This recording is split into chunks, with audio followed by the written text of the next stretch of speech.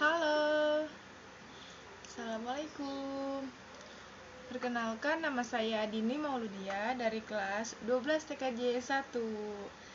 Saya ingin menjelaskan sedikit tentang dasar komunikasi VoIP.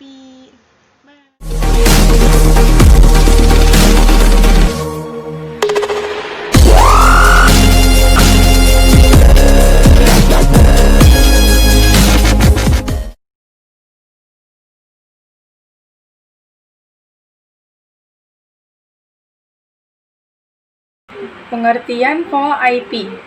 VoIP atau Voice over Internet Protocol adalah teknologi yang menjadikan media internet untuk bisa melakukan komunikasi suara jarak jauh secara langsung. Sinyal suara analog seperti yang Anda dengar ketika berkomunikasi di telepon diubah menjadi data digital dan dikirimkan melalui jaringan berupa paket-paket data secara real-time.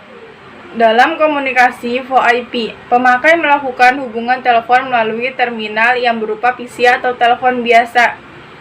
Dengan bertelepon menggunakan VoIP, banyak keuntungan yang dapat diambil. Di antaranya adalah dari segi biaya jelas lebih murah dari tarif telepon tradisional, karena jaringan IP bersifat global, sehingga untuk hubungan internasional dapat ditekan hingga 70%. Selain itu, biaya maintenance dapat ditekan karena voice dan data network terpisah, sehingga IP PON dapat ditambah, dipindah, dan diubah. Hal ini karena VoIP dapat dipasang di sembarangan Ethernet dan IP address, tidak seperti telepon konvensional yang harus mempunyai port tersendiri di sentral atau PBX.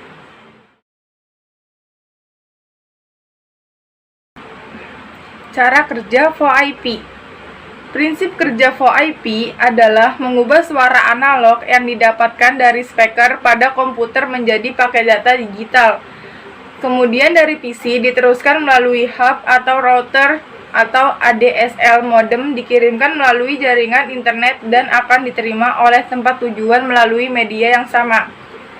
Atau bisa juga melalui media telepon diteruskan ke PON adapter yang disambungkan ke internet dan bisa diterima oleh telepon tujuan. Untuk pengiriman sebuah sinyal ke remote destination dapat dilakukan secara digital, yaitu sebelum dikirim data yang berupa sinyal analog diubah ke bentuk data digital dengan ADC atau analog to digital converter.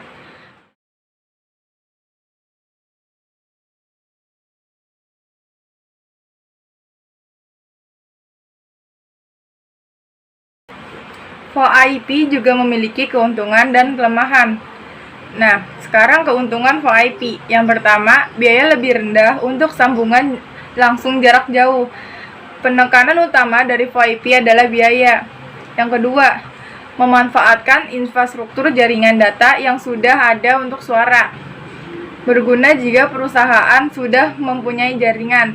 Jika memungkinkan jaringan yang ada, bisa dibangun jaringan VoIP dengan mudah. Yang ketiga, penggunaan bandwidth yang lebih kecil daripada telepon biasa.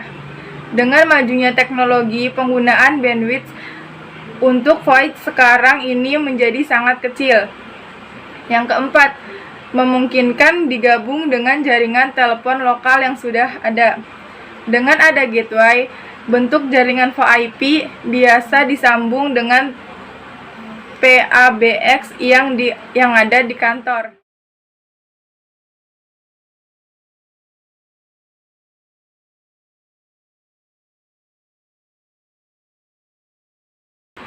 Adapun kelemahan VoIP, yang pertama, kualitas suara tidak sejernih jaringan PSTN.